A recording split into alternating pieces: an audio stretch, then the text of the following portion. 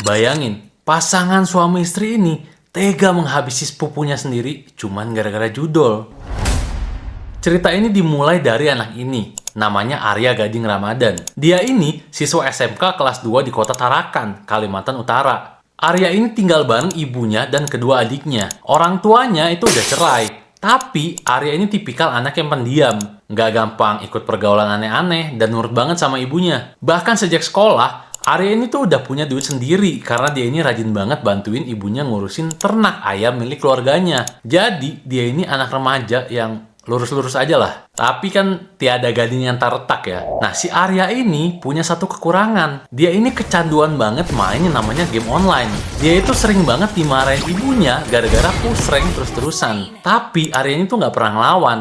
Paling dia tuh cuman diem atau sesekali lari ke rumah temennya sebentar. Ya terus pulang lagi. Nah, Arya ini juga deket banget sama sepupunya. Namanya Edi. Edi ini tinggal di Tarakan juga. Dia tuh udah nikah sama istrinya yang bernama Aprilia. Dan mereka berdua tuh udah punya anak, tapi masih balita. Tapi Edi ini tuh jauh beda banget sama Arya. Dia ini orang yang problematik. Suka bermasalah sama orang, bahkan sama temannya sendiri. Karena sikapnya yang temperamen dan maunya tuh selalu mendominasi. Nah, hobi si Edi ini judol. Dan dia ini tipe yang kalah terus, gak pernah menang. Uang yang harusnya buat menghidupi keluarganya dia, malah tuh habis buat judi. Tapi somehow istrinya Aprilia itu ya patu-patu aja sama dia. Nah, karena Arya ini sering punya duit dari bantu ngurusin ternak keluarganya dia, si Edi ini sering banget ngakal-ngakalin uangnya Arya. Edi ini sering banget minjem uang Arya dengan alasan buat beli susu anak atau beli beras. Arya yang polos, iba, nggak curiga, sering banget ngasih pinjeman. Padahal uang itu ya buat judi lagi.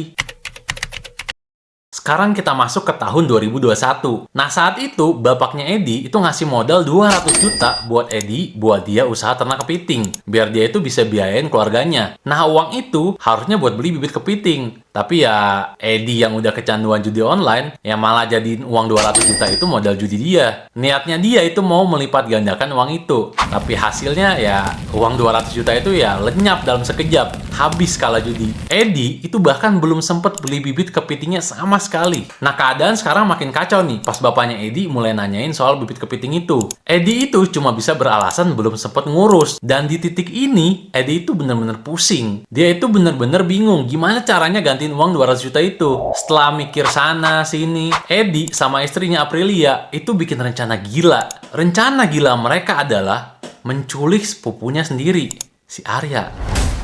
Nah, kenapa si Arya? Karena mereka ini tahu keluarga Arya itu punya duit. Dan yang paling penting, mereka ini deket banget sama Arya. Jadi nyulik si Arya ini pasti gampang banget. Niat mereka nih, nantinya mereka itu mau minta tebusan ke keluarga Arya. Mereka juga udah siapin temennya, Edi, buat bantu minta tebusan. Biar identitas mereka tuh nggak ketahuan. Nah, Aprilia setuju. Karena dia ngerasa ini satu-satunya cara buat balikin 200 juta itu, mereka pun sering ngecek Arya di lokasi ternak ayam keluarganya. Jaraknya itu cuma 15 meter dari rumahnya Arya. Arya tuh emang sering sendirian di situ ngurusin ternaknya. Nah, suasana ternak itu juga sepi. Di sanalah mereka berencana untuk menculik si Arya.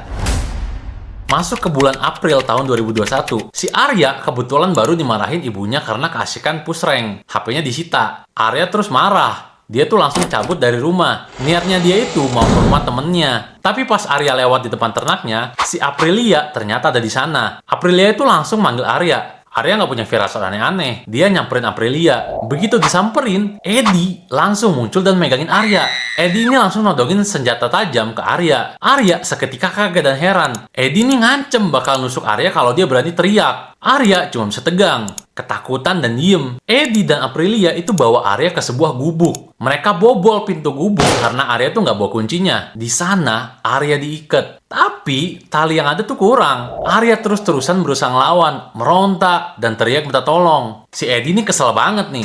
Akhirnya dia tuh menyiksa dan mukulin Arya sampai Arya lemes. Edi juga ngancem nusuk lagi kalau Arya masih ngelawan. Setelah itu, Edi ini nyuruh Aprilia keluar buat beli tali tambahan. Setelah dapat tali, Arya ini diikat kuat-kuat sampai dia tuh nggak bisa gerak. Si Edi langsung nelpon temennya, Mandi. Mandi ini, dia tuh udah siap ngebantuin mereka buat nyulik si Arya. Mandi langsung dateng. Di situ mereka diskusi. Si Mandi ini pun ngerekam Arya sambil minta Arya tuh ngomong. Suruh dia tuh minta tebusan ke keluarganya Arya. Tapi prosesnya tuh sulit. Karena Arya ini terus-terusan berusaha teriak dan berontak. Nah, proses yang lama dan alot ini bikin mereka makin panik. Si Eddie ini udah emosi banget. Dia langsung nusuk kakinya Arya. Tapi Arya tuh malah makin teriak lebih kenceng karena dia kesakitan. Situasi makin gaduh. Teriakan Arya makin kenceng. Eddie, Aprilia, dan Mandi, mereka tuh panik luar biasa. Mereka bener-bener bingung. Disinilah Mandi nyaranin Eddie buat mengeksekusi Arya. Katanya kalau dilepasin,